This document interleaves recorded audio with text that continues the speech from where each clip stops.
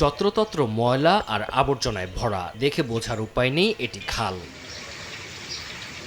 স্থানীয়রা জানান, দখল দূষণে জরাজীর্ণ বাগেরহাটের মংলার ঠাকুরানী খাল 40 থেকে 50 জন প্রভাবশালী দুই পাড় দখল করে অবৈধভাবে দোকানপাট, বহুতল ভবন ও কাঁচা পাকা ঘর নির্মাণ করায় পানি প্রবাহ বাধাগ্রস্ত হচ্ছে। এছাড়া ময়লা আবর্জনা ফেলায় জলাবদ্ধতা আর মশার উপদ্রবে দুর্বিষহ জীবন। খালটি দখলমুক্ত ও পুনঃখননের এলাকাবাসী দাবি জানিয়ে আসলেও কোনো পদক্ষেপ না নেওয়ার অভিযোগ প্রশাসনের বিরুদ্ধে। খালকে এমন ভাবে দখল করছে যেটা আপনার মনে করেন তারা পাকা ভবন করে ফেলছে।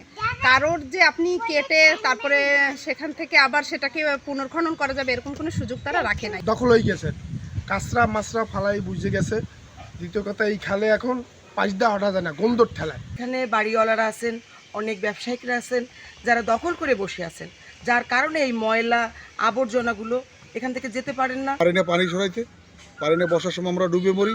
বর্ষার সময় কোনো রকমের কোনো কিছু করা যাচ্ছে না, সব আমাদের ঘরে পানি উঠে যাচ্ছে। এখনই খনন না করা হয় তাহলে আগামী দিনে পৌরবাসীর জন্য মহা দুর্যোগে পরিণত হবে। বৃষ্টির সময় তো মানুষ দেখতেই পারে না, অনেক বাড়ি ঘরে পানি উঠে যায়, এই খাল থেকে পানি বেরোতে পারে না, সুইচ গেট বন্ধ করে দেয়, মানে বিলদি কিস্তি অবস্থা। এ অবস্থায় জলাবদ্ধতা নিরসন ও খালের নাব্যতা ফিরিয়ে আনতে পরিকল্পনা গ্রহণ করা হয়েছে জানিয়েছেন পরিবেশ প্রতিমন্ত্রী।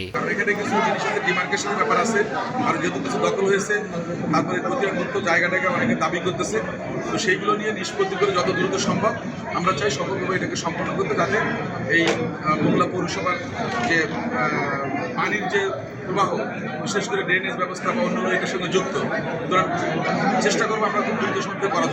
মংলা ঘষিয়াখালী চ্যানেল পর্যন্ত বিস্তৃত খালটির দৈর্ঘ্য প্রায় 10 কিলোমিটার। সময় সংবাদ, মংলা।